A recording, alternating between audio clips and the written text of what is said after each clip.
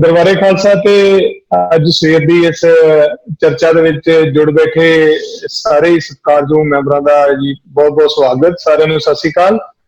सत श्री अकाल। ਇਹ ਜਿਹੜਾ ਨੇਪੀਅਰ ਸੀਰੀਜ਼ ਹੈ changing dimension of agri marketing ਦੀ ਜੋ ਲੜੀਵਾਰਤਾ ਹੈ ਉਹਦੇ ਅਧੀਨ ਅੱਜ ਜਿਹੜੇ ਕਿਸਾਨ ਵੀਰ ਮੈਂ ਤੁਹਾਡੇ ਰੂਬਰੂ ਕਰ ਰਿਹਾ 8ਵੇਂ ਨੰਬਰ ਤੇ ਉਹ ਮੇਰੇ ਖਿਆਲ ਦੇ ਵਿੱਚ ਪੰਜਾਬ ਦਾ ਸਭ ਤੋਂ ਨੌਜਵਾਨ ਐਂਟਰਪ੍ਰੇਨਰ ਫਾਰਮਰ ਆ। ਇਹਦੀ ਉਮਰ ਮਹਿਜ 24 ਸਾਲ ਆ, ਪਰ ਇਹਨੇ ਹੁਣ 5-6 ਸਾਲਾਂ ਦੇ ਵਿੱਚ ਡਿੱਗਦਿਆਂ ਢਹਿੰਦਿਆਂ ਚੁਣੌਤੀਆਂ ਨੂੰ ਪਾਰ ਪਾਉਂਦਿਆਂ ਕਾਫੀ ਆਪਣਾ ਨਾਮ ਬਣਾ ਲਿਆ।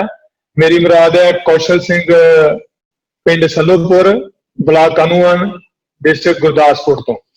ਇਹ ਨੌਜਵਾਨ ਮੁੰਡਾ ਜਿਹੜਾ ਹੈ ਇਹ ਮੈਂ ਤੁਹਾਨੂੰ ਦੱਸਦਿਆਂ ਇਹਦੇ ਬਾਰੇ, ਇਹ ਆਸਟ੍ਰੇਲੀਆ ਦੇ ਵਿੱਚ ਇਹਦਾ ਲੱਗ ਗਿਆ ਸੀਗਾ ਸਟੱਡੀ ਬੇਸ ਤੇ ਵੀਜ਼ਾ, ਔਰ ਉੱਥੇ ਚਲਾ ਵੀ ਗਿਆ, ਪਰ ਕੁਛ ਕਾਰਨਾਂ ਕਰਕੇ ਜਦੋਂ ਇਹ ਵਾਪਸ ਆਇਆ ਤੇ ਜਦੋਂ ਇਹਨੇ ਦੇਖਿਆ ਆ ਕਿ ਇੰਨੀ ਵੱਡੀ ਪੋਟੈਂਸ਼ੀਅਲ ਆ ਖੇਤੀ ਦੇ ਵਿੱਚ, ਇਹ ਕਿਉਂਕਿ ਇਹਨਾਂ ਦਾ ਇਲਾਕਾ ਜਿਹੜਾ ਆ ਉਹ ਗੰਨੇ ਵਾਸਤੇ ਬਹੁਤ ਵਧੀਆ ਮੰਨਿਆ ਗਿਆ ਆ, तो ਇਹਦੇ ਦਿਮਾਗ ਦੇ ਵਿੱਚ ਆਇਆ ਕਿ ਕਿਉਂ ਨਾ ਇਹਦੀ ਪ੍ਰੋਸੈਸਿੰਗ ਕਰਕੇ ਮਾਰਕੀਟਿੰਗ 'ਚ ਆਇਆ ਜਾਏ। ਔਰ ਜ਼ਾਹਿਰ ਜੀ ਗੱਲ ਹੈ ਜਦੋਂ ਵੀ ਪੰਜਾਬ ਦੇ ਵਿੱਚ ਕਿਸੇ ਨੇ ਮਾਰਕੀਟਿੰਗ ਵਾਲੇ ਪਾਸੇ ਆਉਣਾ ਕਿਸੇ ਐਗਰੀਪ੍ਰੇਨਰ ਨੇ ਤੇ ਉਹ ਤੁਹਾਨੂੰ ਡਾਕਟਰ ਰਮਨਦੀਪ ਜੀ ਤੇ ਉਹਨਾਂ ਦੇ ਨਾਲ ਖੜੇ ਨਜ਼ਰ ਆ ਹੀ ਜਾਂਦੇ ਨੇ। ਸੋ ਡਾਕਟਰ ਰਮਨਦੀਪ ਦੀ ਸੰਗਤ ਵਿੱਚ ਆ ਕੇ ਜਿਹੜੀਆਂ ਵੀ ਬੁਨਿਆਦੀ ਗੱਲਾਂ ਸੀ ਉਹ ਸਿੱਖਣ ਤੋਂ ਬਾਅਦ ਕੌਸ਼ਲ ਨੇ ਜਦੋਂ ਗੁੜ ਦੀ ਪ੍ਰੋਸੈਸਿੰਗ ਕਰਨੀ ਸ਼ੁਰੂ ਕੀਤੀ, शुरुआती मुश्किल आईयां है, वड्डा घाटा भी खादा है, आप ही दसेगा तुहानू, पर वो सारिया चुनौतियां नूं फतेह करदियां होया ये नौजवान मुंडा जिहड़ा आ अज गुड़ की प्रोसैसिंग ते मार्केटिंग का बहुत ही वधिया तरीके नाल जिहड़ा काम कर रहा। अजकल पंजाब एग्रीकल्चर यूनीवर्सिटी दे विच MBA बिजनेस की कर रहा, और मैनूं उम्मीद है कि उस पढ़ाई तो बाद जिहड़े इहदे तरकश दे विच जिहड़े मार्केटिंग के तीर ने उन्हां च होर वाधा हो जाना है। सो ज्यादा ना करते हुए तुहाडे सारिआं दे रूबरू कर रहे हैं सरदार कौशल सिंह सलोपुर। सारे किसान भरा जिहड़े दरबारे खालसा प्लेटफॉर्म ते जुड़े हुए ने सारिआं नूं मेरे वल्लों सत श्री अकाल जी। ते मैं धन्नवादी हां दरबारे खालसा टीम दा जिन्हां ने मैनूं इह प्लेटफॉर्म प्रोवाइड कीता कि मैं अपनियां गल्लां इस प्लेटफॉर्म ते रख सकां ते मेरियां इन्हां गल्लां तो शायद किसी ना किसी नूं कोई लाभ हो सके। सब तो पहलां मैं अपने बारे दसदा। मैं पिंड सल्लोपुर डिस्ट्रिक्ट गुरदासपुर तो बिलोंग करदा हां ते मैं पिछले 5 ਤੋਂ 6 सालां तो मतलब खेतीबाड़ी दे विच एक्टिवली आया होया। उस तो पहलां मैं स्टडी करदा सी, मेरी उम्र 24 साल आ ते मैं साडी जिहड़ी एरिया है ये बेसिकली शुगर केन दा एरिया, शुगर केन दी बेल्ट आ, डिस्ट्रिक्ट गुरदासपुर दा कानमन बेट एरिया ते शुगर मिल्स 2013-14 तक ते बहुत वधिया ਸਾਡੇ ਏਰੀਏ ਨੂੰ ਪੇਮੈਂਟ ਦੇ ਰਹੀ ਸੀ। ਬਹੁਤ ਉਹਨਾਂ ਨੇ ਆਰਥਿਕਤਾ ਸਾਡੇ ਏਰੀਏ ਦੀ ਠੀਕ ਕੀਤੀ ਸੀ। ਆਰਥਿਕ ਪੱਖੋਂ ਸਾਡਾ ਏਰੀਆ ਬਹੁਤ ਪਛੜਿਆ ਹੋਇਆ ਸੀ, ਪਰ ਜਦੋਂ ਦਾ ਸ਼ੂਗਰ ਕੇਨ ਕ੍ਰੌਪ ਇੰਟਰੋਡਿਊਸ ਹੋਈ ਸੀ, ਜੋ ਦੀਆਂ ਸ਼ੂਗਰ ਮਿਲਸ ਸਾਡੇ ਏਰੀਏ ਦੇ ਰਾਉਂਡ ਲੱਗਣੀਆਂ ਸ਼ੁਰੂ ਹੋਈਆਂ ਸੀ, ਉਦੋਂ ਤੋਂ ਸਾਡਾ ਜਿਹੜਾ ਆਰਥਿਕ ਪੱਖੋਂ ਏਰੀਆ ਬਹੁਤ ਵਧੀਆ ਹੋ ਗਿਆ ਸੀ, ਕਿਉਂਕਿ ਸ਼ੂਗਰ ਕੇਨ ਕ੍ਰੌਪ ਵਧੀਆ ਪੈਸੇ ਜਿਹੜੀ ਦੇ ਕੇ ਜਾਂਦੀ ਸੀ। ਬਟ ਆਉਂਦੇ ਆਉਂਦੇ 2013-14 ਸਾਲ ਦੇ ਵਿੱਚ ਜਦੋਂ ਮੈਂ ਖੇਤੀਬਾੜੀ ਵਿੱਚ ਇਨਵੋਲਵ ਹੋਣਾ ਸ਼ੁਰੂ ਹੋਇਆ, ਉਦੋਂ ਸ਼ੂਗਰ ਕੇਨ ਮਿਲ ਜਿਹੜੀਆਂ ਸੀਗੀਆਂ ਉਹਨਾਂ ਨੇ ਸ਼ੂਗਰ ਮਿਲਸ ਨੇ ਇਹ ਪੇਮੈਂਟ ਜਿਹੜੀਆਂ ਰੁਕਣੀਆਂ ਸ਼ੁਰੂ ਕਰ ਦਿੱਤੀਆਂ, ਪੈਸੇ ਕਿਸਾਨਾਂ ਦੇ ਰੁਕਣੇ ਸ਼ੁਰੂ ਕਰਤੇ। ਆਉਂਦੇ ਆਉਂਦੇ 2000 ਵਿੱਚ ਤੇ ਇੰਨਾ ਮਾੜਾ ਹਾਲ ਹੋ ਗਿਆ ਕਿ ਪੇਮੈਂਟ ਪਿਛਲੇ ਸਾਲ ਦੀ ਵੀ ਨਹੀਂ ਆਈ ਹੋਈ ਸੀ ਤੇ ਘਰਾਂ ਦੀਆਂ ਆਪਣੇ ਖਰਚੇ ਹੁੰਦੇ ਨੇ, ਆਪਣੀਆਂ ਮਜਬੂਰੀਆਂ ਹੁੰਦੀਆਂ ਨੇ। ਤੇ ਉਸ ਟਾਈਮ ਦੇ ਵਿੱਚ ਜਦੋਂ ਸ਼ੂਗਰ ਮਿਲਸ ਜਿਹੜਾ ਪੇਮੈਂਟਾਂ ਰੁਕਣੀਆਂ ਸ਼ੁਰੂ ਕਰਤੀਆਂ, ਘਰ ਦੇ ਬੜੇ ਖਰਚੇ ਸੀ, ਮੇਰੇ ਮਦਰ ਬਿਮਾਰ ਸੀ, ਘਰੇ ਹੋਰ ਵੀ ਮੇਰੀ ਸਿਸਟਰ ਦੀ ਮੈਰਿਜ ਵੀ ਸੀ ਉਸ ਟਾਈਮ ਦੇ ਉੱਪਰ। ਤੇ ਜਦੋਂ ਆਪਾਂ ਸ਼ੂਗਰ ਮਿਲਸ ਤੋਂ ਪੈਸੇ ਲੈਣ ਜਾਣਾ ਤੇ ਸਾਨੂੰ ਮਤਲਬ ਉਹਨਾਂ ਨੇ ਇਵੇਂ ਦਾ ਫੀਲ ਕਰਾਉਣਾ ਜਿਵੇਂ ਤੁਸੀਂ ਆਪਣੇ ਪੈਸੇ ਨਹੀਂ ਮੰਗਣ ਆਏ ਹੁੰਦੇ, ਜਿਵੇਂ ਕਰਜ਼ਾ ਮੰਗਣ ਆਏ ਹੁੰਦੇ ਆ। ਤੇ ਆਪਣੇ ਪੈਸੇ ਲੈਂਦਿਆਂ ਵੀ ਸਾਨੂੰ ਥੋੜੀ ਜਿਹੀ ਸ਼ਰਮ ਮਹਿਸੂਸ ਹੋਣੀ, ਲਾਈਨ ਚ ਲੱਗ ਕੇ ਬਾਹਰ ਕਿਸੇ ਦਿਨ ਜਾਣਾ, ਕਿਸੇ ਦਿਨ ਜੀਐਮ ਨੇ ਮਿਲਣਾ ਹੀ ਨਹੀਂ ਤੇ 2-2 ਘੰਟੇ ਸਾਡੇ ਵੇਸਟ ਕਰਦੇ ਆ। ਉਸ ਟਾਈਮ ਦੇ ਉੱਤੇ ਮੈਨੂੰ ਇਹ ਬੜੀ ਜ਼ਿਆਦਾ ਸ਼ਰਮ ਮਹਿਸੂਸ ਹੋਈ ਕਿ ਅਸੀਂ ਮਤਲਬ ਚੰਗੇ ਭਲੇ ਮਤਲਬ ਹੈਗੇ ਆ, ਚੰਗੇ ਭਲੇ ਪਰਿਵਾਰਾਂ ਤੋਂ ਬਿਲੋਂਗ ਕਰਦੇ ਆ, ਸਾਡੇ ਦਾਦਿਆਂ ਨੇ ਸਰਦਾਰੀਆਂ ਕੀਤੀਆਂ ਨੇ ਤੇ ਅਸੀਂ ਆ ਕੇ ਅੱਜ ਸ਼ੂਗਰ ਮਿਲਾਂ ਦੇ ਬਾਹਰ ਆ ਕੇ ਉਹਨਾਂ ਤੋਂ ਆਪਾਂ ਭੀਖ ਮੰਗਦੇ ਪਏ ਆ, ਉਹ ਵੀ ਆਪਣੇ ਪੈਸਿਆਂ ਦੀ। ਇਹ ਚੀਜ਼ ਨਾ ਮੈਨੂੰ ਥੋੜੀ ਜ਼ਮੀਰ ਨੇ ਆਵਾਜ਼ ਨਹੀਂ ਦਿੱਤੀ ਇਹ ਚੀਜ਼ ਦੀ, ਤੇ ਮੈਂ ਘਰੇ ਆ ਕੇ ਆਪਣੇ ਘਰਦਿਆਂ ਨੂੰ ਕਿਹਾ ਕਿ ਆਪਾਂ ਸ਼ੂਗਰ ਕੇਨ ਦੀ ਜਿਹੜੀ ਆ ਸ਼ੂਗਰ ਮਿਲ ਨੂੰ ਨਹੀਂ ਦੇਣਾ ਗੰਨਾ, ਆਪਾਂ ਭਾਵੇਂ ਆਪਾਂ ਅੱਗ ਲਾ ਦਈਏ ਗੰਨੇ ਨੂੰ, ਪਰ ਸ਼ੂਗਰ ਮਿਲ ਨੂੰ ਨਹੀਂ ਦੇਣਾ। ਇੰਨੀ ਜ਼ਿਆਦਾ ਬੇਇੱਜ਼ਤੀ ਕਰਵਾ ਕੇ ਜੇ ਸਾਨੂੰ ਪੇਮੈਂਟ ਮਿਲਦੀ ਵੀ ਆ ਤੇ ਉਹ ਪੇਮੈਂਟ ਮਿਲੀ ਦਾ ਕੋਈ ਫਾਇਦਾ ਨਹੀਂ। ਸਭ ਤੋਂ ਪਹਿਲਾਂ ਬੰਦੇ ਦੀ ਇੱਜ਼ਤ ਹੁੰਦੀ ਆ। ਮੈਂ ਉਦੋਂ ਇਹ ਫੈਸਲਾ ਲਿਆ ਕਿ ਮੈਂ ਸ਼ੂਗਰ ਮਿੱਲਾਂ ਨੂੰ ਆਪਣਾ ਗੰਨਾ ਨਹੀਂ ਦੇਣਾ। ਉਸ ਤੋਂ ਬਾਅਦ ਮੈਂ ਆਪਣੀ ਪ੍ਰੋਸੈਸਿੰਗ ਕਰਨ ਦੀ ਸੋਚੀ, ਕਿਉਂਕਿ ਗੁੜ ਸ਼ੱਕਰ ਸਾਡੇ ਦਾਦਾ ਜੀ ਹੋਣੀ ਵੀ ਕੱਢਦੇ ਰਹੇ ਸੀ ਪਹਿਲਾਂ ਘਰੇ, ਤੇ ਮੈਂ ਵੇਖਿਆ ਹੋਇਆ ਸੀ ਕੱਢਦੇ। ਸਾਡੇ ਪਿੰਡ 'ਚ ਇੱਕ ਦੋ ਹੋਰ ਘਰ ਸੀ ਜਿਹੜੇ ਗੁੜ ਸ਼ੱਕਰ ਕੱਢਦੇ ਹੁੰਦੇ ਸੀ, ਲੋਕੀ ਆ ਕੇ ਕਢਵਾ ਕੇ ਜਾਂਦੇ ਹੁੰਦੇ ਸੀ। ਮੈਂ ਸੋਚਿਆ ਕਿਉਂ ਨਾ ਆਪਾਂ ਦੁਬਾਰਾ ਗੁੜ ਸ਼ੱਕਰ ਵਾਲੇ ਪਾਸੇ ਨੂੰ ਜਾਈਏ, ਗੁੜ ਸ਼ੱਕਰ ਕੱਢਣਾ ਸ਼ੁਰੂ ਕਰੀਏ। ਉਸ ਟਾਈਮ ਤੇ ਮੇਰੇ ਘਰਦਿਆਂ ਦੇ ਇਹ ਮਤਲਬ ਮੈਨੂੰ ਸਵਾਲ ਸੀ ਕਿ ਯਾਰ ਸਾਡਾ 12-13 ਏਕੜ ਸ਼ੂਗਰ ਕੇਨ ਆ, 12-13 ਏਕੜ ਤੋਂ ਗੁੜ ਸ਼ੱਕਰ ਕਰਕੇ ਕਿੱਥੇ ਵੇਚੇਗਾ, ਨਾਲੇ ਇੰਨਾ ਕੱਢ ਵੀ ਕਿਵੇਂ ਲਵੇਂਗਾ, ਇੰਨਾ ਪ੍ਰੋਸੈਸ ਵੀ ਕਿਵੇਂ ਕਰ ਲਏਗਾ। ਉਸ ਟਾਈਮ ਉੱਤੇ ਮੈਂ ਕਿਹਾ ਚਲੋ ਮੈਂ ਉੱਦਮ ਸਾਡਾ ਕੰਮ ਹੁੰਦਾ ਹੈ, ਅੱਗੇ ਰਾਹ ਪ੍ਰਮਾਤਮਾ ਆਪ ਹੀ ਦਿਖਾ ਦਿੰਦਾ, ਤੇ ਅਸੀਂ ਸ਼ੁਰੂਆਤ ਤੇ ਕਰੀਏ। ਮੈਂ ਸ਼ੁਰੂਆਤ ਕੀਤੀ। ਸਾਡੇ ਨਾਲ ਦੇ ਪਿੰਡ ਤੋਂ ਮੈਂ ਨਾ ਕਿਸੇ ਦੇ ਘਰੇ ਵੇਲਣਾ ਪਿਆ ਹੋਇਆ ਸੀ ਪੁਰਾਣਾ, ਉਹ ਲੈ ਕੇ ਆਇਆ। ਉਹ ਲੈ ਕੇ ਤੇ ਉਹਨੂੰ ਟਰੈਕਟਰ ਦੇ ਨਾਲ ਜਿਹੜਾ ਆ ਉਹ ਅਟੈਚ ਕਰਕੇ ਟਰੈਕਟਰ ਦੇ ਨਾਲ ਚਲਾਇਆ ਤੇ ਗੁੜ ਕੱਢਣਾ ਸ਼ੁਰੂ ਕੀਤਾ। ਸਟਾਰਟਿੰਗ 'ਚ ਪ੍ਰੋਡਕਸ਼ਨ ਮੇਰੀ ਸੀ 1 ਕੁਇੰਟਲ 1.5 ਕੁਇੰਟਲ ਜਿਹੜੀ ਰੋਜ਼ ਦੀ ਪ੍ਰੋਡਕਸ਼ਨ ਹੁੰਦੀ 100-150 ਕਿੱਲੋ।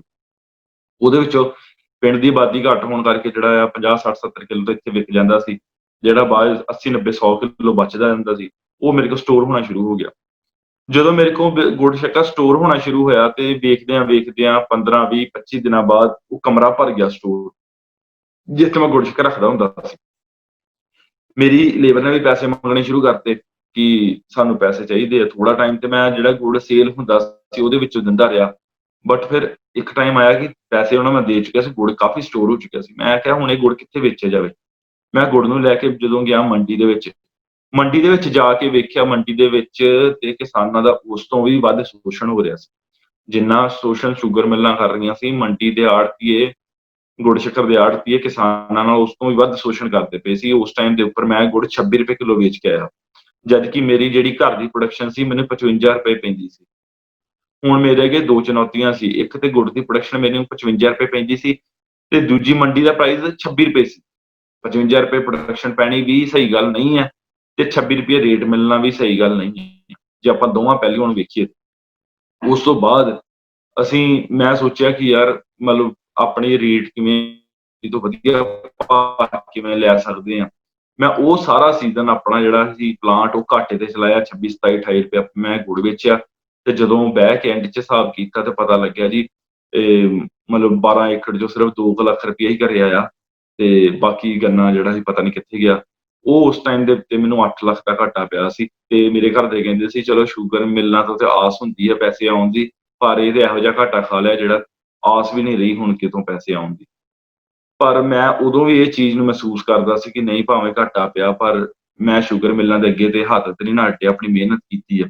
ਮਿਹਨਤ ਕਰਨਾ ਜਿਹੜਾ ਆ ਉਹ ਚੀਜ਼ ਦੀ ਮੈਨੂੰ ਮੋਟੀਵੇਸ਼ਨ ਸੀ। ਆਪਣੇ ਆਪ ਨੂੰ ਮੈਂ ਖੁਸ਼ ਰੱਖਦਾ ਸੀ ਕਿਉਂਕਿ ਮੈਂ ਸ਼ੁਰੂਆਤ ਤੇ ਕੀਤੀ, ਉੱਦਮ ਤੇ ਕੀਤਾ। ਉਸ ਟਾਈਮ ਦੇ ਉੱਤੇ ਮੈਂ BSc ਐਗਰੀਕਲਚਰ ਕਰਦਾ ਸੀ।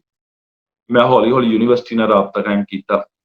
ਯੂਨੀਵਰਸਿਟੀ ਦੇ ਜਾ ਕੇ ਉੱਥੇ ਸੈਮੀਨਾਰਸ ਅਟੈਂਡ ਕਰਨੇ ਸ਼ੁਰੂ ਕੀਤੇ ਤੇ ਜਦੋਂ ਉੱਥੋਂ ਲੈਕਚਰਸ, ਸੈਮੀਨਾਰਸ ਅਟੈਂਡ ਕਰਨੇ ਸ਼ੁਰੂ ਕੀਤੇ ਤੇ ਮੈਂ ਉੱਥੋਂ ਬਹੁਤ ਕੁਝ ਸਿੱਖਿਆ। ਡਾਕਟਰ ਰਮਨਦੀਪ ਸਿੰਘ ਹੋਣੀ ਜਿਹੜੇ ਐਗਰੀ ਬਿਜ਼ਨਸ ਦੇ ਉਦੋਂ ਐਸੋਸੀਏਟ ਪ੍ਰੋਫੈਸਰ ਸੀ, ਹੁਣ ਪ੍ਰੋਫੈਸਰ ਨੇ, ਉਹਨਾਂ ਦੇ ਮੈਂ ਕੰਟੈਕਟ 'ਚ ਆਇਆ। ਉਹਨਾਂ ਨੇ ਮੈਨੂੰ ਕਾਫੀ ਗੱਲਾਂ ਬ੍ਰਾਂਡਿੰਗ ਬਾਰੇ ਦੱਸੀਆਂ, ਬ੍ਰਾਂਡਿੰਗ ਕੀ ਹੁੰਦੀ ਆ, ਮਾਰਕੀਟਿੰਗ ਕੀ ਹੁੰਦੀ ਆ।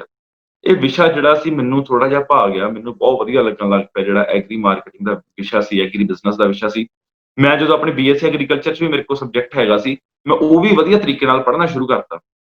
ਉਹਨੂੰ ਅਪਲਾਈ ਵੀ ਕਰਨਾ ਸ਼ੁਰੂ ਕਰਤਾ। ਜਦੋਂ ਅਗਲਾ ਸੀਜ਼ਨ ਆਇਆ, ਅਗਲੇ ਸੀਜ਼ਨ ਆਉਣ ਤੱਕ ਜਿਹੜਾ ਸੀ ਮੈਂ ਇਹ ਚੀਜ਼ ਸਿੱਖ ਚੁੱਕਿਆ ਸੀ ਕਿ ਜਿਹੜੇ ਸਾਡੀ ਚੀਜ਼ ਦਾ ਮੁੱਲ ਉਦੋਂ ਹੀ ਪੈਣਾ ਹੈ ਜਦੋਂ ਕਸਟਮਰ ਨੂੰ ਇਹ ਚੀਜ਼ ਦਾ ਪਤਾ ਲੱਗੇ ਕਿ ਇਹ ਚੀਜ਼ ਆ ਕਿੱਥੋਂ ਰਹੀ ਹੈ, ਇਹ ਚੀਜ਼ ਨੂੰ ਬਣਾ ਕੌਣ ਰਿਹਾ ਆ। ਕਿਉਂਕਿ 26, 27 ਰੁਪਏ ਜਦੋਂ ਆਪਾਂ ਨਕਲੀ ਗੁੜ ਦਾ ਰੇਟ ਦਿੰਦੇ ਹਾਂ, 26, 27 ਨਾਲ ਸਾਡਾ ਗੁੜ ਵਿਕੇ, ਇਹ ਚੰਗੀ ਗੱਲ ਨਹੀਂ ਹੈਗੀ ਸੀ। ਤੇ ਇਸ ਲਈ ਮੈਂ ਆਪਣੀ ਬ੍ਰਾਂਡਿੰਗ ਕਰਨੀ ਸ਼ੁਰੂ ਕੀਤੀ। ਇੱਕ ਡੱਬਾ ਲਿਆ, ਲੁਧਿਆਣੇ ਗਿਆ, ਉਹਦਾ ਪੈਕਿੰਗ ਮਟੀਰੀਅਲ ਲਿਆ, ਉਹਦੇ ਵਿੱਚ ਪਾਇਆ, ਲੇਬਲਿੰਗ ਕੀਤੀ, ਚਲੋ ਮਾਰਕੀਟ 'ਚ ਦੇਣਾ ਸ਼ੁਰੂ ਕਰਤਾ। ਮਾਰਕੀਟ 'ਚ ਵੀ ਕਿਵੇਂ ਦੇਣਾ ਸ਼ੁਰੂ ਕਰਤਾ, ਮੀਡੀਏਟਰ ਵਿੱਚੋਂ ਕੱਢਤਾ, ਮੈਂ ਆੜ੍ਹਤੀਏ ਵਿੱਚੋਂ ਕੱਢਤਾ। ਆੜ੍ਹਤੀਆ ਕਿੱਥੇ ਵੇਚਦਾ ਸੀ? ਆੜ੍ਹਤੀਆ ਵੇਚਦਾ ਸੀ ਰਿਟੇਲ ਕਰਿਆਨੇ ਦੀਆਂ ਦੁਕਾਨਾਂ ਨੂੰ, ਰਿਟੇਲ ਸ਼ਾਪਸ ਨੂੰ ਆੜ੍ਹਤੀਆ ਜਿਹੜਾ ਸੀ ਆਪਣਾ ਗੁੜ ਵੇਚਦਾ ਸੀ। ਤੇ ਮੈਂ ਕਿਹਾ ਜੇ ਆੜ੍ਹਤੀਆ ਰਿਟੇਲ ਸ਼ਾਪਸ ਨੂੰ ਵੇਚਦਾ ਤੇ ਮੈਂ ਵੀ ਤੇ ਰਿਟੇਲ ਸ਼ਾਪ ਤੱਕ ਪਹੁੰਚ ਹੀ ਸਕਦਾ। ਤੇ ਮੈਂ ਖੁਦ ਰਿਟੇਲ ਸ਼ਾਪਸ ਨੂੰ ਮਤਲਬ ਪਹੁੰਚਣਾ ਸ਼ੁਰੂ ਕਰਤਾ। ਅੰਮ੍ਰਿਤਸਰ ਦੀਆਂ ਵਧੀਆ ਰਿਟੇਲ ਸ਼ਾਪਸ ਜਿਹੜੇ A ਕਲਾਸ ਕਾਊਂਟਰ ਸੀ, ਕਰਿਆਨੇ ਦੀਆਂ ਦੁਕਾਨਾਂ ਸੀ, ਪਰਚੂਨ ਦੀਆਂ ਦੁਕਾਨਾਂ ਸੀ, ਉੱਥੇ ਜਾਣਾ ਸ਼ੁਰੂ ਕੀਤਾ। ਲੁਧਿਆਣੇ ਦੀਆਂ ਜਿਹੜੀਆਂ ਵਧੀਆ ਦੁਕਾਨਾਂ ਸੀ ਉੱਥੇ ਜਾਣਾ ਸ਼ੁਰੂ ਕੀਤਾ। ਉਹ ਦੁਕਾਨਦਾਰਾਂ ਨੂੰ ਜਿਹੜਾ ਸੀ ਆੜ੍ਹਤੀਏ ਨਾਲੋਂ ਰੇਟ ਵੀ ਘੱਟ ਮਿਲਦਾ ਸੀ ਤੇ ਦੂਜੀ ਚੀਜ਼ ਉਹਨਾਂ ਨੂੰ ਕੁਆਲਿਟੀ ਵੀ ਬਹੁਤ ਸੁਪੀਰੀਅਰ ਮਿਲਦੀ ਸੀ, ਕਿਉਂਕਿ ਹਰ ਇੱਕ ਕਰਿਆਨੇ ਜਾਂ ਪਰਚੂਨ ਵਾਲਾ ਜਿਹੜਾ ਆ ਉਹ ਦੁਕਾਨਦਾਰ ਇਹ ਚਾਹੇਗਾ ਕਿ ਮੇਰੀ ਦੁਕਾਨ ਦੇ ਉੱਤੇ ਵਧੀਆ ਤੋਂ ਵਧੀਆ ਸਮਾਨ ਪਿਆ ਹੋਵੇ ਤਾਂ ਕਿ ਮੇਰੀ ਗ੍ਰਾਹਕੀ ਵਧੇ। ਉਹ ਤਾਂ ਪਹਿਲਾਂ ਹੀ ਬੈਠੇ ਉਡੀਕਦੇ ਪਏ ਸੀ ਕਿ ਸਾਡੇ ਕੋਲੋਂ ਕੋਈ ਆਵੇ ਡਾਇਰੈਕਟ ਮੈਂ ਉਹਨਾਂ ਨੂੰ ਦੇਣਾ ਸ਼ੁਰੂ ਕੀਤਾ। ਚਲੋ ਵਧੀਆ, ਉਸ ਤੋਂ ਦੂਜੇ ਸਾਲ ਮੇਰਾ ਸਿਸਟਮ ਵਧੀਆ ਚੱਲ ਪਿਆ। ਪਰ ਦੂਜੇ ਸਾਲ ਮੈਨੂੰ ਟਰਾਂਸਪੋਰਟੇਸ਼ਨ ਕਾਸਟ ਇੰਨੀ ਜ਼ਿਆਦਾ ਪੈ ਜਾਂਦੀ ਸੀ, ਕਿਉਂਕਿ ਮੈਂ ਆਪਣੀ ਕਾਰ ਦੇ ਉੱਤੇ ਜਿਹੜਾ ਸੀ ਉਹ ਦੇਣ ਜਾਂਦਾ ਹੁੰਦਾ ਸੀ ਲੁਧਿਆਣੇ ਜਾਂ ਅੰਮ੍ਰਿਤਸਰ।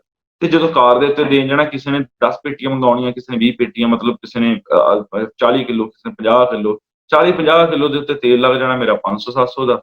ਹੋਰ ਕੋਈ ਮੇਰੇ ਕੋਲ ਕਾਰਨ, ਜੇ ਮੈਂ ਕਿਰਾਏ ਦੀ ਗੱਡੀ ਕਰਾਉਣਾ ਹੋਰ ਜ਼ਿਆਦਾ ਮਹਿੰਗੀ ਪੈਂਦੀ ਸੀ। ਤੇ ਪਿੰਡ 'ਚ ਰਹਿਣ ਕਰਕੇ ਸਾਡੇ ਤੇ ਕੋਰੀਅਰ ਸਰਵਿਸ ਵੀ ਹੈ ਨਹੀਂ ਸੀ ਕਿ ਮੈਂ ਜਿਹੜਾ ਆ ਉਹਨਾਂ ਨੂੰ ਕੋਰੀਅਰ ਕਰਵਾ ਦੇਵਾਂ। ਉਦੋਂ ਮੈਨੂੰ ਦੂਜੇ ਸਾਲ ਵੀ ਜਦੋਂ ਮੈਂ ਐਂਡ ਦੇ ਵਿੱਚ ਕੈਲਕੂਲੇਸ਼ਨ ਕੀਤੀ, ਐਟ ਲਾਸਟ ਮੈਨੂੰ ਉਤੋਂ ਵੀ 4-5 ਰੁਪਏ ਦਾ ਘਾਟੇ 'ਚ ਹੀ ਸੀ।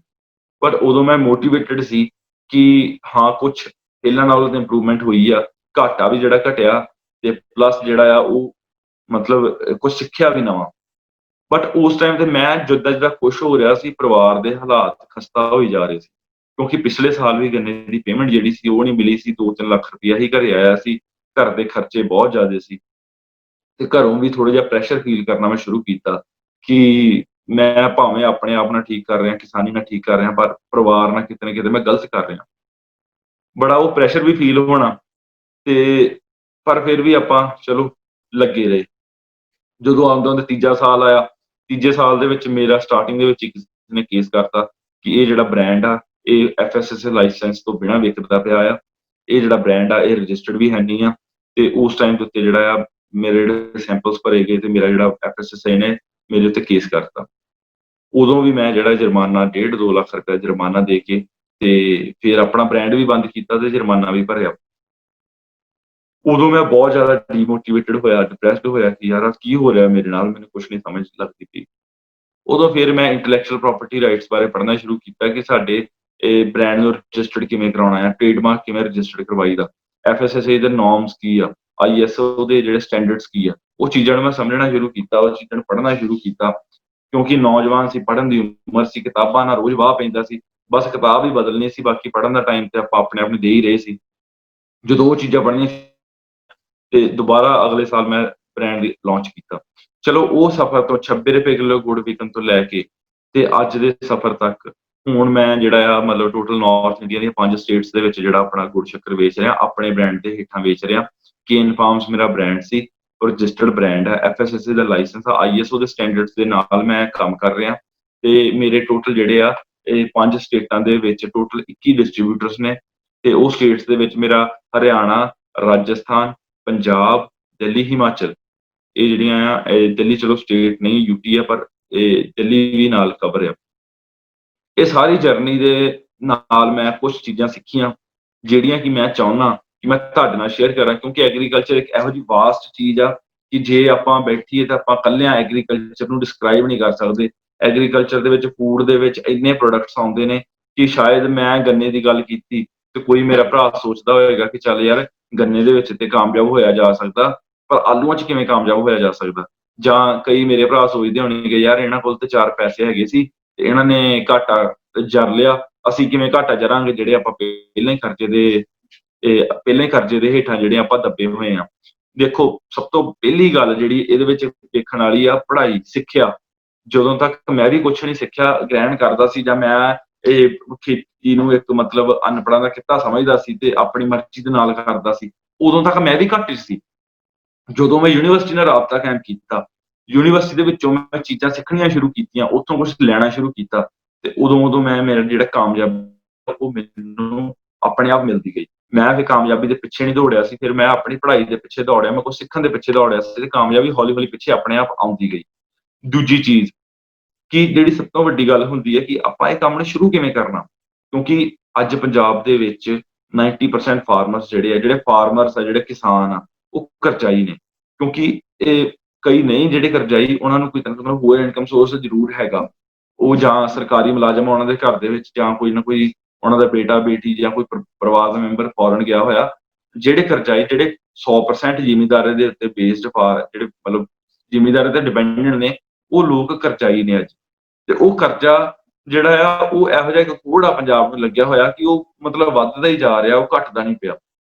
ਤੇ ਜਿਹੜੇ ਲੋਕ ਉਸ ਬਾਰੇ ਜ਼ਿਆਦਾ ਸੋਚਦੇ ਆ ਜਾਂ ਮਤਲਬ ਕਿਵੇਂ ਲਾਉਣਾ, ਉਹ ਜ਼ਿਆਦਾ ਡਿਪਰੈਸਡ ਹੁੰਦੇ ਆ। ਸੋ ਉਹ ਕਹਿੰਦੇ ਆ ਗੋ ਵਿਦ ਦਾ ਫਲੋ, ਜਿਵੇਂ ਚੱਲ ਰਿਹਾ ਚੱਲੀ ਜਾਣ ਦੋ, ਵੇਖੀ ਜਾਊਗੀ, ਕੋਈ ਗੱਲ ਨਹੀਂ। ਕਿਸਾਨ ਯੂਨੀਅਨਾਂ ਬਣੀਆਂ ਆ ਧਰਨੇ ਦੇਵਾਂਗੇ, ਕੁਛ ਨਾ ਕੁਛ ਕਰਾਂਗੇ, ਫਾਲਟ ਹੋ ਜਾਣਗੇ, ਉਹ ਕੁਛ ਮਤਲਬ ਇਹੋ ਜਿਹੀਆਂ ਚੀਜ਼ਾਂ ਵੱਲ ਸੋਚਦੇ ਆ। ਪਰ ਇੱਕ ਗੱਲ ਆ ਕਿ ਫਾਈਨੈਂਸ਼ੀਅਲ ਮੈਨੇਜਮੈਂਟ ਇੱਕ ਸਬਜੈਕਟ ਹੁੰਦਾ।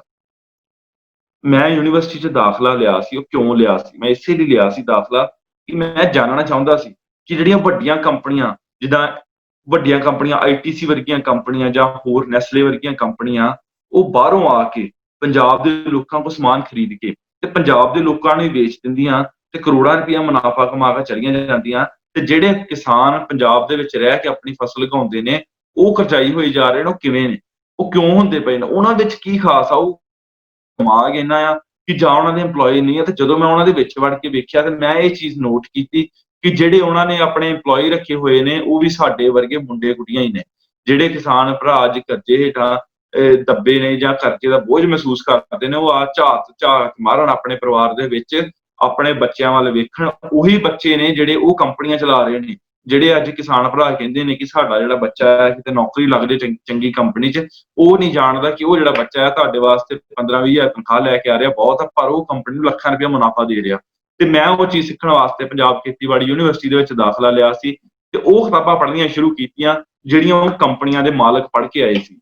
ਉਹ ਸਬਜੈਕਟ ਪੜ੍ਹਨੇ ਸ਼ੁਰੂ ਕੀਤੇ ਜਿਹੜੀਆਂ ਸਬਜੈਕਟਸ ਦੇ ਨਾਲ ਉਹ ਕੰਪਨੀਆਂ ਜਿਹੜੇ ਰੂਲਸ ਨਾਲ ਉਹ ਕੰਮ ਕਰਦੀਆਂ। ਤੇ ਜਦੋਂ ਮੈਂ ਉਹ ਚੀਜ਼ਾਂ ਨੂੰ ਖੇਤੀਬਾੜੀ ਦੇ ਨਾਲ ਰਿਲੇਟ ਕੀਤਾ ਤੇ ਮੈਂ ਵੇਖਿਆ ਆਪਾਂ ਤੇ ਉਹਨਾਂ ਤੋਂ 100 ਸਾਲ ਪਿੱਛੇ ਆ। ਆਪਾਂ ਤੇ ਬਹੁਤ ਪਛੜੇ ਹੋਏ ਆ। ਤੇ ਪਰ ਪਛੜੇ ਸੋਚ ਪੱਖੋਂ ਹੋਏ ਆ।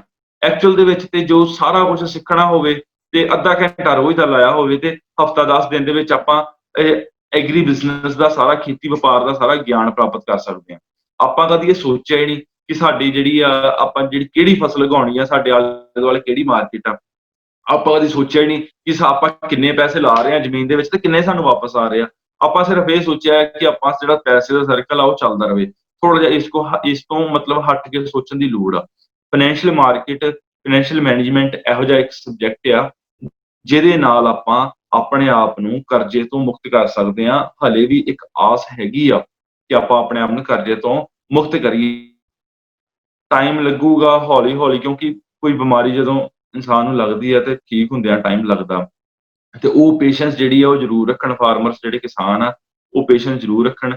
ਤੇ ਮੈਂ ਇੱਕ ਪੰਜਾਬ ਐਗਰੀਕਲਚਰ ਯੂਨੀਵਰਸਿਟੀ ਦਾ ਸਟੂਡੈਂਟ ਹੋਣ ਦੇ ਨਾਤੇ ਵੀ ਆਪਣਾ ਫਰਜ਼ ਸਮਝਦਾ ਕਿ ਜੋ ਮੈਂ ਉੱਥੋਂ ਸਿੱਖਿਆ ਗ੍ਰਹਿਣ ਕਰ ਰਿਹਾ, ਉਹ ਚਾਰ ਦੀਵਾਰਾਂ ਚੋਂ ਨਿਕਲ ਕੇ ਉਹ ਆਮ ਕਿਸਾਨਾਂ ਦੇ ਵਿੱਚ ਜਾਵੇ ਤੇ ਉਹ ਸਿੱਖਿਆ ਤੋਂ ਆਮ ਕਿਸਾਨ ਵੀ ਵੱਧ ਤੋਂ ਵੱਧ ਜਿਹੜਾ ਆ ਉਹ ਲਾਭ ਲੈ ਸਕਣ।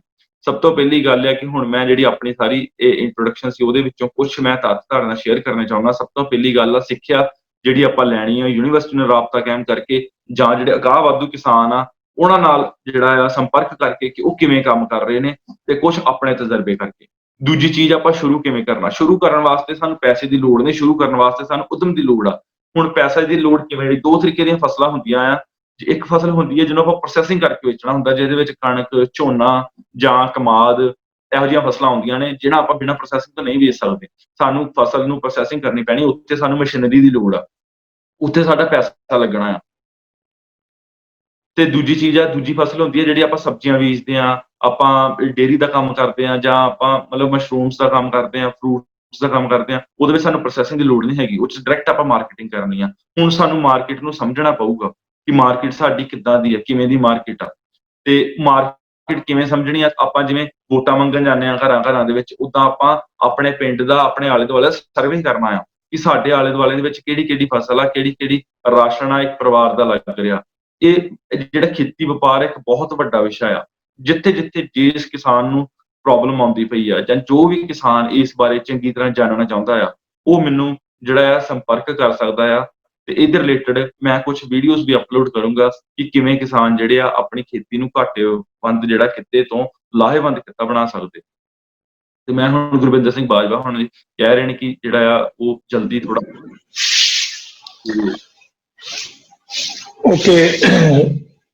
ਸਾਰੇ ਵੀਰਾਂ ਨੇ ਜਿਵੇਂ ਕਿ ਸੁਣਿਆ, ਬਹੁਤ ਥੋੜੇ ਸਮੇਂ ਦੇ ਵਿੱਚ ਬਹੁਤ ਜ਼ਿਆਦਾ ਟੈਕਨੀਕਲ ਗੱਲਾਂ ਇਸ ਨੌਜਵਾਨ ਕਿਸਾਨ ਨੇ, ਸਾਡੇ ਵੀਰ ਨੇ, ਕੌਸ਼ਲ ਨੇ ਕੀਤੀਆਂ। ਹੁਣ ਜੇ ਤੁਹਾਡਾ ਕੋਈ ਸਵਾਲ ਹੋਵੇ, ਕੌਸ਼ਲ ਆਪਣਾ ਨੰਬਰ ਜ਼ਰੂਰ ਧਰਾਵੇਗਾ, ਔਰ ਤੁਸੀਂ ਇਹਦੇ ਫੇਸਬੁੱਕ ਪੇਜ ਤੇ ਵੀ ਬਹੁਤ ਕੁਝ ਜਾਣਕਾਰੀ ਹੈਗੀ ਆ, ਉਹ ਸਾਰਾ ਕੁਝ ਤੁਹਾਨੂੰ ਇਹ ਜਾਣਕਾਰੀ ਦੇਵੇਗਾ। ਜੇ ਕਿਸੇ ਵੀਰ ਦਾ ਸਵਾਲ ਆ ਤੇ ਉਹ ਕੌਸ਼ਲ ਨੂੰ ਰੂਬਰੂ ਹੁਣ ਕਰ ਸਕਦਾ ਹੈ।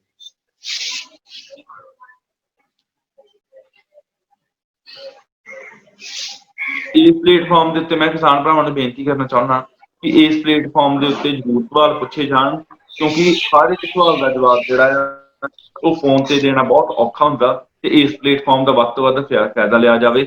ਕਿ ਜਿਹੜੇ ਕਿਸਾਨ ਭਰਾ ਮੇਰਾ ਨੰਬਰ ਵੀ ਮੰਗ ਰਹੇ ਸੀ, ਉਹ ਵੀ ਮਤਲਬ ਜ਼ਰੂਰ ਮੈਨੂੰ ਇੱਥੇ ਕੁਛ ਨਾ ਕੁਛ ਸਵਾਲ ਜ਼ਰੂਰ ਪੁੱਛਣ, ਤਾਂ ਜੋ ਮੈਂ ਉਸ ਚੀਜ਼ ਲਈ ਬਚਿਆ ਰਵਾਂ ਕਿ ਤੁਸੀਂ ਮੇਰੇ ਨਾਲ ਕੀ ਗੱਲ ਕਰਨੀ ਹੈ, ਕਿਸ ਤਰੀਕੇ ਦੇ ਸਵਾਲ ਜਿਹੜੇ ਕਰਨੇ ਹੈਗੇ ਆ। ਇਸ ਪਲੇਟਫਾਰਮ ਦਾ ਜ਼ਰੂਰ ਫਾਇਦਾ ਲਿਆ ਜਾਵੇ। ਅੱਛਾ ਕੌਜਲ, ਇੱਕ ਤੇ ਜਿੱਥੇ ਵੀ ਜਿਹੜੇ ਵੀ ਪਲੇਟਫਾਰਮ ਤੇ ਸਾਰੀ ਤੇਰੀ ਜੀਵਨ ਯਾਤਰਾ ਤੇ ਵੀਡੀਓਜ਼ ਤੇ ਜਿਹੜੀ ਮਾਰਕੀਟਿੰਗ ਜੋ ਪਲਾਨਿੰਗ ਹੈ ਉਹਦੇ ਬਾਰੇ ਜੋ ਵੀਡੀਓਜ਼ ਹੈ, ਇੱਕ ਤੇ ਉਹ ਸਾਂਝਾ ਕਰੋ, ਇੱਕ ਆਪਣਾ ਵੈਸੇ ਨੰਬਰ ਵੀ ਸਾਂਝਾ ਕਰ ਦਿਓ। ਇੱਕ ਸਵਾਲ ਮੈਂ ਹੀ ਕਰ ਲੈਂਦਾ, ਹੁਣ ਇਸ ਵੇਲੇ ਆਪਣੀ ਜਿਹੜੀ ਪ੍ਰੋਡਕਸ਼ਨ ਦੀ ਆਪਾਂ ਕਿਸ ਸਟੇਜ 'ਚ ਆ ਗਏ ਹਾਂ, ਕੀ ਟਰਨਓਵਰ ਹੈ ਆਪਣਾ ਸਾਲ ਦਾ? ਇਸ ਵੇਲੇ ਇਹ ਬਾਦਲ ਸਾਹਿਬ ਸਾਡਾ ਜਿਹੜੀ ਪ੍ਰੋਡਕਸ਼ਨ ਆ ਉਹ 3-3.5 ਟਨ ਜਿਹੜੀ ਆ ਉਹ ਪਰ ਡੇ ਦੀ ਪ੍ਰੋਡਕਸ਼ਨ ਆ, ਇੱਕ ਦਿਨ ਦੀ ਪ੍ਰੋਡਕਸ਼ਨ ਆ ਸਾਡੀ।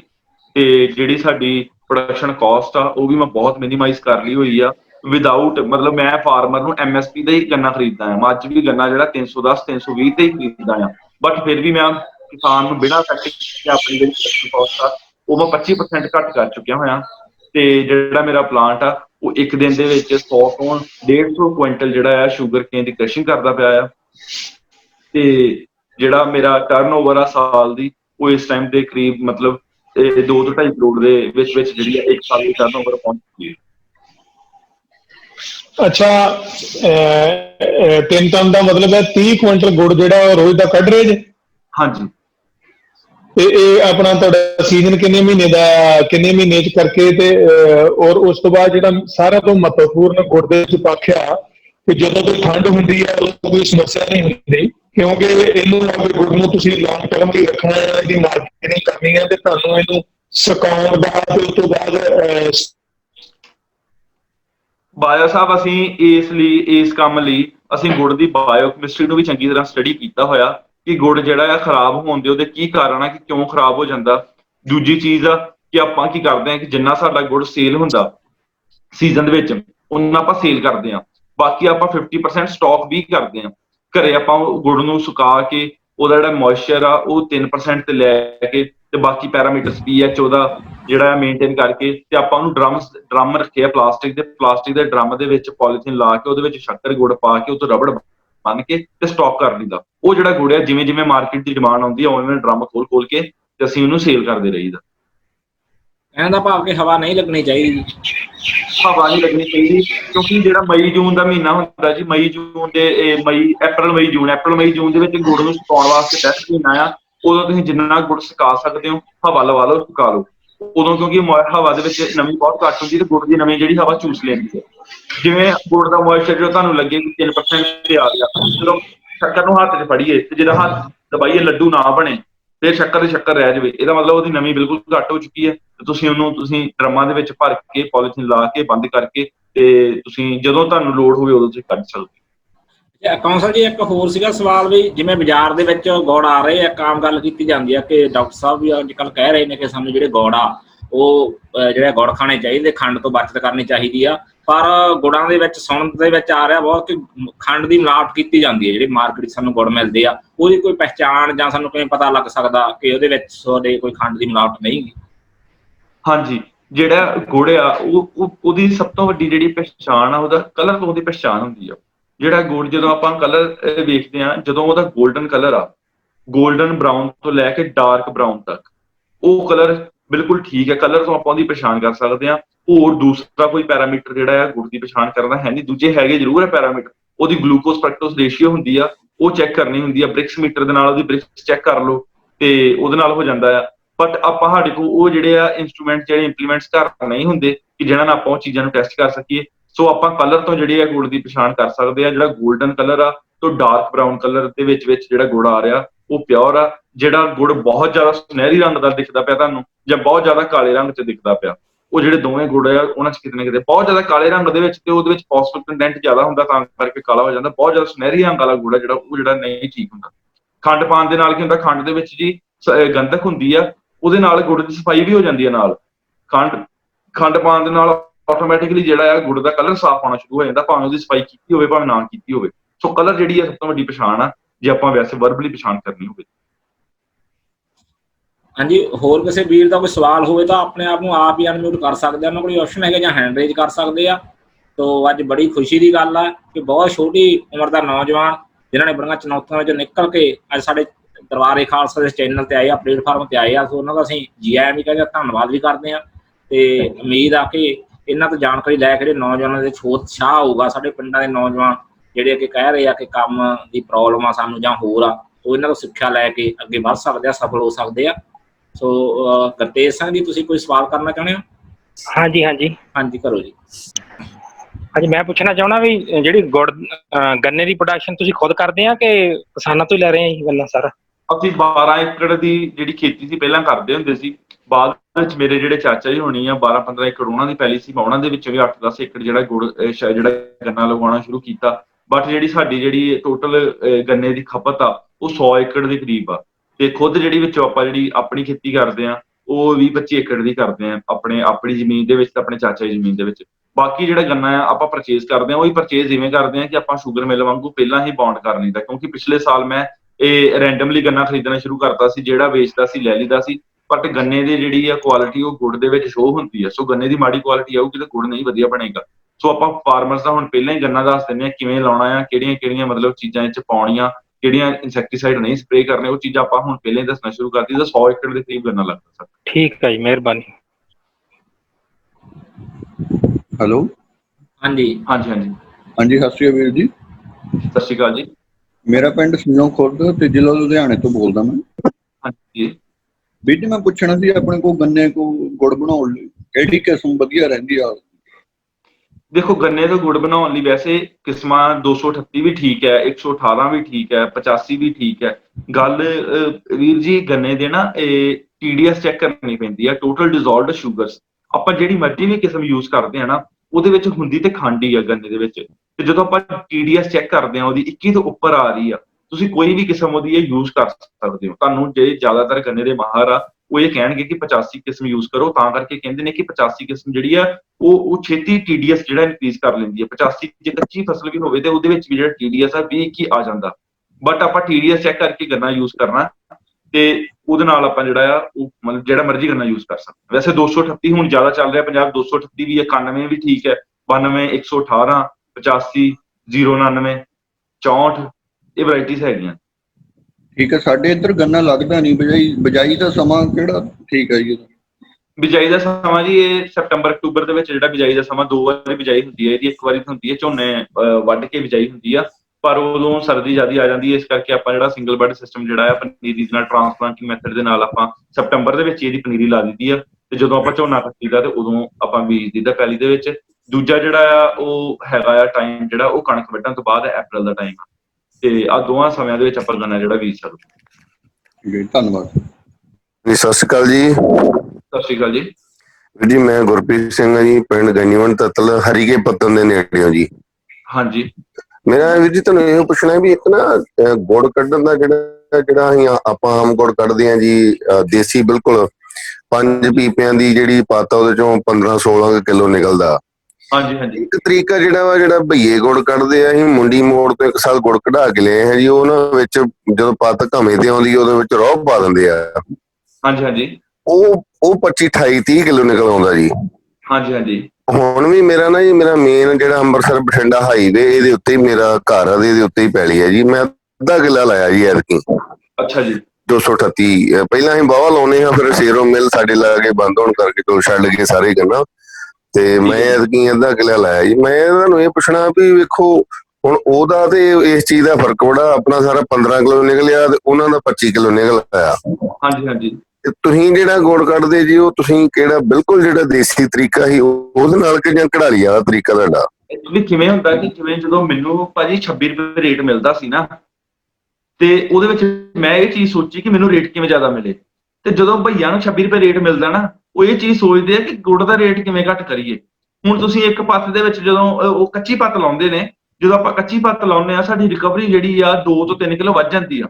ਜ਼ਿਆਦਾ ਨਹੀਂ ਵੱਧਦੀ, ਜਿੱਦਾਂ ਤੁਸੀਂ ਕਹਿੰਦੇ ਹੋ 28 ਕਿਲੋ ਨਹੀਂ ਬਣਦਾ, 2 ਤੋਂ 3 ਕਿਲੋ ਜਿਹੜੀ ਰਿਕਵਰੀ ਵੱਧ ਜਾਂਦੀ ਆ। ਜਦੋਂ 2 ਤੋਂ 3 ਕਿਲੋ ਰਿਕਵਰੀ ਵਧਣ ਦੇ ਨਾਲ ਕੀ ਹੁੰਦਾ ਹੈ, ਜਿਹੜਾ ਸਾਡਾ ਰੇਟ ਆ ਉਹ 10 ਤੋਂ 12 ਰੁਪਏ ਪ੍ਰੋਡਕਸ਼ਨ ਕਾਸਟ ਹੀ ਘਟ ਜਾਂਦੀ ਹੈ। ਠੀਕ ਆ। ਉਹ ਜਦੋਂ 10 ਤੋਂ 12 ਰੁਪਏ ਪ੍ਰੋਡਕਸ਼ਨ ਕਾਸਟ ਘਟ ਗਈ, ਉਹ 26 ਵੇਚਣ, 27 ਵੇਚਣ, 28 ਵੇਚਣ, ਉਹ ਉਹਨਾਂ ਨੂੰ 12 ਖਾ ਜਾਣਾ। ਬਟ ਗੱਲ ਇਹ ਕਿ ਹੁਣ ਸਾਡੀ ਪ੍ਰੋਡਕਸ਼ਨ ਆ, ਦੇਖੋ ਆਪਾਂ ਜਿਹੜੀ ਸਾਡੀ ਪ੍ਰੋਡਕਸ਼ਨ ਹੁੰਦੀ ਆ, ਸਾਡੀ ਪ੍ਰੋਡਕਸ਼ਨ 3 ਟਨ ਦੀ ਆ, ਬਟ ਆਪਾਂ ਗੁੜ ਜਿਹੜਾ ਆ ਪੂਰਾ ਪਕਾ ਕੇ ਕੱਢਣਾ ਹੁੰਦਾ, ਕਿਉਂਕਿ ਸਾਡੇ ਬ੍ਰਾਂਡ 'ਚ ਜਾਣਾ ਆ। ਜੇ ਕੱਲ ਨੂੰ ਕਿਸੇ ਕਸਟਮਰ ਨੂੰ ਕੋਈ ਕੰਪਲੇਂਟ ਆਉਂਦੀ ਆ ਜਾਂ ਕਸਟਮਰ ਨੂੰ ਨਹੀਂ ਪਸੰਦ ਆਉਂਦਾ ਗੁੜ, ਜਾਂ ਉਹ ਕਹਿੰਦਾ, ਜਿੱਦਾਂ ਤੁਹਾਡੇ ਵਰਗੇ ਜਿਹੜੇ ਕੋਈ ਸੱਜਣ ਜਿਹੜੇ ਜ਼ਿਮੀਂਦਾਰਾਂ ਨਾਲ ਰਿਲੇਟਡ ਗੁੜ ਖਰੀਦਦੇ ਆ ਤੇ ਉਹ ਲਾਮਾ ਦਿੰਦੇ ਆ ਗੁੜ ਦੇ ਵਿੱਚੋਂ, ਤੇ ਉਹ ਮੇਰਾ ਨਾਮ ਖਰਾਬ ਹੋਣਾ, ਮੇਰੇ ਬ੍ਰਾਂਡ ਦਾ ਨਾਮ ਖਰਾਬ ਹੋਣਾ। ਬ੍ਰਾਂਡਡ ਚੀਜ਼ ਆਪਾਂ ਜਿਹੜੀ ਆ ਉਹ ਵੇਚਣ ਦਾ ਮਤਲਬ ਇਹ ਹੈ ਕਿ ਆਪਾਂ ਕਸਟਮਰ ਨੂੰ ਆਪਣਾ ਪਛਾਣ ਦੱਸ ਸਕੀਏ। ਠੀਕ ਆ। ਨਹੀਂ ਅਸੀਂ ਭਾਜੀ ਜਿੱਦਾਂ ਪਿਛਲੇ ਸਾਲ ਮੈਂ ਥੋੜਾ ਜਿਹਾ ਵੇਚੇ 80 ਰੁਪਏ ਕਿਲੋ। ਹਾਂਜੀ। ਤੇ ਉਹ ਵੇਖੋ ਜੀ ਅਸੀਂ ਇਹਨਾਂ ਹਿਸਾਬ ਤੇ ਨਹੀਂ ਕੱਢਿਆ ਵੀ ਸਾਨੂੰ ਕਿੰਨੇ ਨੂੰ ਪਿਆ ਤੇ ਕਿੰਨੇ ਸਾਨੂੰ ਬਚੇ ਆ, ਤੇ ਪਰ ਉਹ ਮੇਰੇ ਜਦੋਂ ਤੁਸੀਂ ਕਹਿਣਾ ਵੀ ਤੁਹਾਡੇ ਤੇ ਕਿਸੇ ਨੇ ਕੇਸ ਕਰਤਾ ਸੀ FSSAI, ਹੁਣ ਮੇਰਾ ਵੀ ਹੈ ਤੇ GT ਰੋਡ ਦੇ ਉੱਤੇ ਹੀ ਆ ਜੀ। ਹਾਂਜੀ। ਵੇਲਣਾ ਵੀ ਮੈਂ ਖਰੀਦ ਲਿਆ ਜੀ, ਪਰਸੋਂ ਤੁਹਾਡੇ ਰਿਆੜਕੀ ਜੋ ਫਿਰਦਾ ਆ ਬਟਾਲੇ ਲਾਗੋਂ ਮੈਂ ਵੇਲਣਾ ਲੈ ਲਿਆ ਜੀ। ਜਿਹੜਾ ਸਾਡਾ ਆਪਦਾ ਸਾਂਝਾ ਵੇਲਣਾ ਸੀ ਉਹ ਟੁੱਟ ਗਿਆ। ਚਲੋ ਮਾਲ ਕਿਰਪਾ ਕਰੇ ਇੱਧਰ ਆਵਾਂਗੇ, ਪਰ ਉਹ ਮੈਂ ਜਿੱਦਾਂ ਮੰਨ ਲਓ ਮੈਨੂੰ ਹੀ ਆ ਇੱਥੇ ਕੋਈ ਹਰਾਸਮੈਂਟ ਨਾ ਕੱਲ ਨੂੰ ਕਰੇ, ਕੋਈ ਲਾਇਸੈਂਸ ਵਗੈਰਾ ਲੈਣ ਦੀ ਲੋੜ ਏਡੀ ਛੇਤੀ ਕਿ ਨਹੀਂ ਜੀ? ਨਹੀਂ, FSSAI ਤੁਸੀਂ ਲੈ ਲਓ, ਰਜਿਸਟ੍ਰੇਸ਼ਨ ਕਰਾ ਲਓ, ਕਿਉਂਕਿ FSSAI ਦੇ ਹਿਸਾਬ ਦੇ ਨਾਲ ਜੇ ਆਪਾਂ ਰੇਹੜੀ ਵੀ ਲਾਉਂਦੇ ਆ ਨਾ ਗੋਲ ਗੱਪਿਆਂ ਦੀ, ਉਹਦੇ ਵਿੱਚ ਵੀ FSSAI ਜ਼ਰੂਰੀ ਆ। ਤੇ FSSAI ਲੈ ਲਓ, ਉਹਦੇ ਨਾਲ ਦੋ ਚੀਜ਼ਾਂ ਆ। ਇੱਕ ਤੇ ਤੁਹਾਨੂੰ ਜਿਹੜੇ ਆ FSSAI ਦਾ ਰਜਿਸਟ੍ਰੇਸ਼ਨ ਕਰਾਉਂਗੇ ਨਾ, ਤੇ ਤੁਹਾਨੂੰ ਲਾਇਸੈਂਸ ਦਾ ਪ੍ਰੋਸੀਜਰ ਪਤਾ ਲੱਗ ਜੂਗਾ। ਕੱਲ ਨੂੰ ਤੁਸੀਂ ਗਰੋਥ ਕਰੋਗੇ ਤੇ ਤੁਹਾਨੂੰ ਲਾਇਸੈਂਸ ਲੈਣ ਵਿੱਚ ਆਸਾਨੀ ਹੋਏਗੀ। ਤੇ ਦੂਜੀ ਚੀਜ਼ ਆ ਕਿ 80 ਰੁਪਏ ਵੇਚਣਾ ਵੀ ਠੀਕ ਹੈ, ਕਿਉਂਕਿ 2 ਮਾਡਲਸ ਆ, ਇੱਕ ਰਿਟੇਲ ਮਾਡਲ ਆ, ਹੋਲਸੇਲ ਮਾਡਲ ਆ। ਮੈਂ ਹੋਲਸੇਲ ਮਾਡਲ 'ਚ ਕੰਮ ਕਰਦਾ ਪਿਆ, ਮੈਨੂੰ ਬਲਕ ਕੁਆਂਟੀਟੀ 'ਚ ਵੇਚਣਾ ਪੈਂਦਾ, ਤਾਂ ਕਰਕੇ ਮੈਂ ਕਾਸਟਿੰਗ ਡਾਊਨ ਕੀਤੀ ਹੋਈ ਆ। ਤੁਸੀਂ ਰਿਟੇਲ ਮਾਡਲ ਆ, ਤੁਸੀਂ ਔਨ ਫਾਰਮ ਮਾਰਕੀਟ ਕਰਨੀ ਆ, ਔਨ ਫਾਰਮ ਮਾਰਕੀਟ 'ਚ ਤੁਸੀਂ ਪ੍ਰੋਡਕਸ਼ਨ ਘੱਟ ਕਰਕੇ ਰੇਟ ਨੂੰ ਵਧਾ ਸਕਦੇ ਹੋ। ਤੇ ਇਸ ਕਰਕੇ 80 ਰੁਪਏ ਰੇਟ ਵੀ ਠੀਕ ਹੈ। ਤੇ ਲਾਇਸੈਂਸ ਜਿਹੜਾ ਹੈ ਤੁਸੀਂ ਮੈਨੂੰ ਕਾਲ ਕਰ ਲਿਓ, ਲਾਇਸੈਂਸ ਦਾ ਮੈਂ ਤੁਹਾਨੂੰ ਜਾਣਕਾਰੀ ਦੇ ਦਾਂਗਾ ਕਿਵੇਂ ਲਾਇਸੈਂਸ ਲਿਆ ਜਾਂਦਾ। ਧੰਨਵਾਦ ਨਿੱਕੇ ਵੀਰੇ, ਨੰਬਰ ਤੁਸੀਂ ਫਿਰ ਕਰ ਦਿਓ ਸਾਂਝਾ, ਫਿਰ ਤਾਂ ਨਾ ਕਿਸੇ ਦਿਨ ਵਿਹਲੇ ਹੋ ਕੇ ਗੱਲ ਕਰ ਲਾਂਗੇ। ਠੀਕ ਹੈ ਵੀਰ ਜੀ, ਧੰਨਵਾਦ ਜੀ, ਬਹੁਤ ਬਹੁਤ ਧੰਨਵਾਦ। ਹੈਲੋ। ਹਾਂਜੀ ਹਾਂ ਕੌਸ਼ਲ ਵੀਰੇ, ਮੈਂ ਸਿਰਸਾ ਹਰਿਆਣਾ ਤੋਂ ਸੁੰਦਰਜੀਤ ਆ। ਮੈਂ ਜਾਣਨਾ ਚਾਹੁੰਦਾ ਮਤਲਬ ਪ੍ਰੋਸੈਸਿੰਗ, ਲੇਬਲਿੰਗ ਜਾਂ ਮਾਰਕੀਟਿੰਗ ਸੰਬੰਧੀ ਕੁਝ ਬੁੱਕਸ ਜਾਂ ਇਹਦੇ ਬਾਰੇ ਜਾਣਕਾਰੀ ਕਿੱਥੋਂ ਮਿਲ ਸਕਦੀ ਹੈ ਜੀ? ਹੋਰ ਇਹ ਪ੍ਰੋਸੈਸਿੰਗ ਦੀ ਤੇ ਇਹਦੀ ਜਿਹੜੀ ਪ੍ਰੋਸੈਸਿੰਗ ਦੀ ਬੁੱਕ ਆ, ਉਹ PAU ਵੱਲੋਂ ਜਿਹੜੀ ਆ ਬੁੱਕ ਡਾਕਟਰ ਮਹੇਸ਼ ਕੁਮਾਰ ਦੀ ਬੁੱਕ ਹੈਗੀ ਆ। ਉਹ ਬੁੱਕ ਵੀ ਜਿਹੜੀ ਆ ਮੈਂ ਸਾਂਝੀ ਕਰਾਂਗਾ ਤੁਹਾਡੇ ਨਾਲ ਕਿ ਪ੍ਰੋਸੈਸਿੰਗ ਜਿਹੜੀ ਆ ਕਿਵੇਂ ਕੀਤੀ ਜਾ ਸਕਦੀ ਆ। ਤੇ ਉਹਦੀ ਲੇਬਲਿੰਗ ਤੇ ਮਾਰਕੀਟਿੰਗ ਜਿਹੜੀ ਆ ਉਹ ਤੁਸੀਂ ਜਿਹੜਾ school of business studies PAU ਦੇ ਡਿਪਾਰਟਮੈਂਟ ਆ, ਖੇਤੀ ਵਪਾਰ ਦਾ ਡਿਪਾਰਟਮੈਂਟ ਆ, ਉਸ ਡਿਪਾਰਟਮੈਂਟ ਦੇ ਵਿੱਚ ਤੁਸੀਂ ਜਾਓਗੇ, ਉੱਥੇ ਪ੍ਰੋਫੈਸਰਸ ਨਾਲ ਜਿਹੜੇ ਉੱਥੇ ਦੇ ਡਾਕਟਰਸ ਨੇ ਉਹਨਾਂ ਨਾਲ ਤੁਸੀਂ ਰਾਬਤਾ ਕਰਕੇ ਤੇ ਤੁਸੀਂ ਆਹ ਚੀਜ਼ਾਂ ਨੂੰ ਵੀ ਸਿੱਖ ਸਕਦੇ ਹੋ ਕਿ ਲੇਬਲਿੰਗ ਬ੍ਰਾਂਡਿੰਗ ਕਿਵੇਂ ਕਰੀਦੀ ਆ। ਉਹਦੇ ਵਿੱਚ ਜੇ ਕਿਤੇ ਮੈਂ ਵੀ ਤੁਹਾਡੀ ਹੈਲਪ ਕਰ ਸਕਾਂ, ਤੁਸੀਂ ਮੈਨੂੰ ਵੀ ਪੁੱਛ ਸਕਦੇ ਹੋ ਕਿ ਤੁਸੀਂ ਕਿਸ ਜਗ੍ਹਾ ਤੇ ਇਸ ਟਾਈਮ ਹੈਗੇ ਹੋ, ਕੀ ਕਰਨਾ ਚਾਹੁੰਦੇ ਹੋ, ਉਸ ਤਰੀਕੇ। Thank you. ਕੌਂਸਲ ਜੀ ਮੋਬਾਈਲ ਨੰਬਰ ਆਪਣਾ ਦੱਸ ਦਿਓ ਜੀ। ਮੇਰਾ ਮੋਬਾਈਲ ਨੰਬਰ ਹੈਗਾ ਜੀ 8558008201 8558008201। ਤੇ ਮੇਰੀ ਫੇਸਬੁੱਕ ਜਿਹੜੀ ID ਆ ਉਹ ਮੇਰੇ ਨਾਮ ਤੋਂ ਹੀ ਆ, ਕੌਸ਼ਲ ਸਿੰਘ ਬੜਵਾਲ ਨਾਮ ਤੋਂ ਹੋਊਗੀ। ਤੇ ਤੁਸੀਂ ਉੱਤੇ ਮੈਸੇਜ ਕਰਦੇ ਹੋ, ਉੱਥੇ ਤੁਹਾਨੂੰ ਜਿਹੜੀਆਂ ਚੀਜ਼ਾਂ ਜਿੱਦਾਂ ਬੁੱਕ ਸ਼ੇਅਰ ਕਰਨੀ ਆ, ਬੁੱਕ ਉੱਤੇ ਸ਼ੇਅਰ ਕਰ ਦਾਂਗਾ। ਠੀਕ ਹੈ ਜੀ। ਕੁਲਦੀਪ ਜੀ, ਬਹੁਤ ਸ਼ਾਨਦਾਰ ਮੇਰੇ ਹਿਸਾਬ ਨਾਲ ਇਹ ਅੱਜ ਦੀ ਵਾਰਤਾ ਰਹੀ ਹੈ। ਬਹੁਤ ਵਧੀਆ। ਔਰ ਇੰਨੇ ਕੁ ਵਧੀਆ ਤਕਨੀਕੀ ਪੱਖ ਅਜੇ, ਕਿਉਂਕਿ ਮੈਂ ਇਹਨੂੰ ਬਹੁਤ ਨੇੜਿਓਂ ਜਾਣਦਾ ਕੌਸ਼ਲ ਨੂੰ, ਮੈਨੂੰ ਲੱਗਦਾ ਵੀ ਇੰਨੇ ਥੋੜੇ ਸਮੇਂ ਦੇ ਵਿੱਚ ਇਹਨੇ ਬਹੁਤ ਕੁਝ ਜ਼ਿਆਦਾ ਦੱਸਣ ਦੀ ਕੋਸ਼ਿਸ਼ ਕੀਤੀ ਆ। ਪਰ ਜਿਹੜੇ ਉਤਸ਼ਾਹੀ ਕਿਸਾਨ ਨੇ, ਜਿਹੜੇ ਨਾ ਸਿਰਫ ਪ੍ਰੋਸੈਸਿੰਗ ਕਰਨਾ ਚਾਹੁੰਦੇ ਆ ਬਲਕਿ ਉਹਦੀ ਮਾਰਕੀਟਿੰਗ ਵਿੱਚ ਵੀ ਆਉਣਾ ਚਾਹੁੰਦੇ ਆ, ਜਿਵੇਂ ਕਿ ਕੌਸ਼ਲ ਨੇ ਦੱਸ ਹੀ ਦਿੱਤਾ ਕਿ ਚਾਹੇ ਤੁਸੀਂ ਰੇਹੜੀ ਵੀ ਲਾਉਣੀ ਆ ਤੇ FSSAI ਦਾ ਤੁਸੀਂ ਰਜਿਸਟਰਡ ਹੋ ਰਹੇ ਹੋ ਤੇ ਬੜੀ ਚੰਗੀ ਗੱਲ ਆ।